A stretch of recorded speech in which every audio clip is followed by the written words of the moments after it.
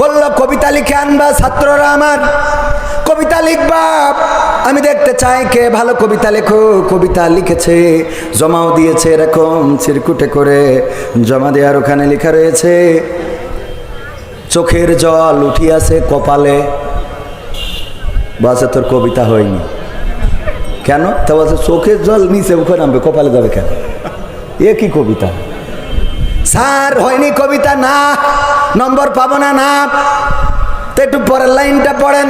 পরের লাইন পড়ে দেখে লেখা আছে চোখের জল উঠিয়াছে কপালে, পা দুটো বাঁধা ছিল কদমের ডালে। তাহলে তো চোখের জল কপালে আসবে। বলছে তাহলে ঠিক আছে। বলছে স্যার পরের লাইন না শুনে আগের তে লাভ দেন, এটা কি করা ঠিক? আমাদের দেশে এমন মানুষ আছে না নাই? বক্তৃতা দিল আমির হামজা ভাই কোন একজন আমেরিকান মহিলার কথা, কোন একজন গবেষকের কথা সম্ভবত বলেছে যে সে নাকি কোরআনে ভুল পেয়েছে 360টা।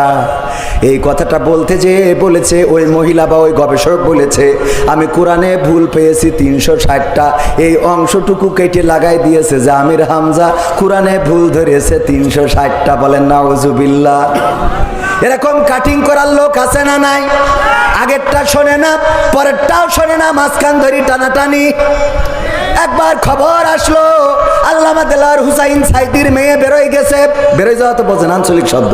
আর একজনের সাথে পালিয়ে গিয়ে বিয়ে করেছে। খবর আসলো ছোটবেলা বাবা বেঁচে আছে। আমি বাড়ি যেয়ে মাকে বললাম, মা খবর আমাদের গ্রামের অমুক জন বলল যে আল্লামা সাইদির মেয়ে নাকি বের হয়ে গেছে। বললো তোমার আব্বা বাড়ি আসুক তারপরে জানবানে। আব্বা বাড়ি আসার পরে জিজ্ঞাসা করা হলো, আব্বা বলল আল্লামা দেলাওয়ার হুসাইন সাইদির তো মেয়েই নাই। কি নাই? এই জাতীয় অপপ্রচারকারী আছে না নাই? এমন যারা অপপ্রচার করে ওরা হলুদ মিডিয়া, হলুদ সাংবাদিক আর কিছু দুষ্কৃতিকারী, তারা নানানভাবে অপপ্রচার করে ইসলামকে বসাতে চায়। ইসলামী মূল্যবোধে যারা বিশ্বাসী তাদেরকে বাংলার জমিনে বিতর্কিত করতে চায়। মানুষ যেন তাদের থেকে দূরে যায়। এই কাজগুলো এখন করে না, আগেও ছিল। আল্লাহর নবী হজের সময় কোরআন তেলাওয়াত করছেন তাবুতে বসে। আবু জাহেল প্রত্যেক তাবুতে যায় আর বলে ওই দূরে যে ওই তাবুটা দেখা যায় ওইটাই যেন যাবা না, ওইটার ধারের কাছে যাবা না। বলল কেন? কারণ ওই লোকটা এই মক্কার পাগল। বলেন নাউজুবিল্লাহ। ওই লোকটার নাম মুহাম্মদ সাল্লাল্লাহু আলাইহি ওয়াসাল্লাম। সে মক্কার পাগল, আমরা তাকে পাগল বলেই জানি। সে কি জানি কবিতা পাঠ করে, তার কাছে জিন্না শয়তানকে আসে জানি না। সে এমন কিছু পাঠ করে যে এটা শুনে অন্যরাও পাগল হয়ে যায়। সুতরাং খবরদার যেন তার কাছে যাবা না। এই অপপ্রচার আবু জাহেল করেছে। এখনকার জামানায়ও এমন অপপ্রচার আছে না নাই? আমার নবী কি পাগল ছিলেন? আমার নবী মজনুন ছিলেন না, আমার নবী পাগল ছিলেন না। আমার নবীর চরিত্রটা ছিল একেবারে চাঁদের গায়ে কলঙ্ক থাকতে পারে, কিন্তু বিশ্ব নবীর চরিত্রের মধ্যে কি কোনো কলঙ্ক ছিল?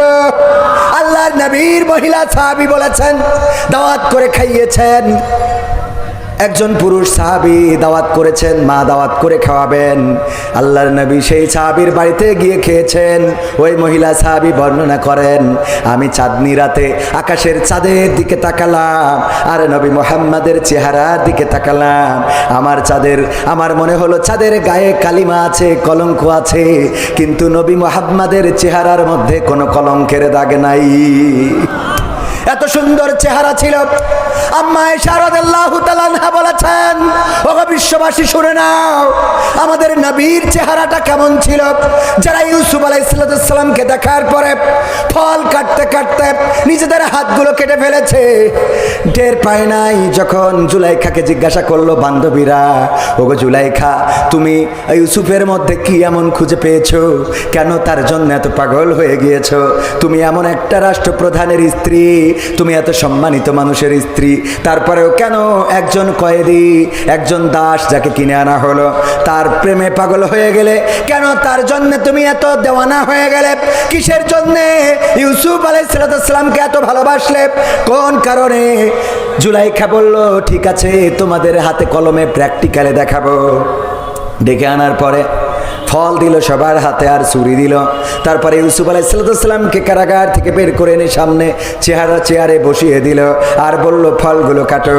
ফলগুলো কাটতে কাটতে কাটতে কাটতে কাটতে নিজেদের হাতগুলো কেটে টপ টপ টপ টপ করে রক্ত ঝরিয়ে ফেলেছে, টের পায় নাই। বলল ওগো আমার বান্ধবীরা, ওগো সখীরা, তোমরা জানো নাকি আপেল শেষ হয়ে গেছে, এখন আঙ্গুল কাটা ধরেছ।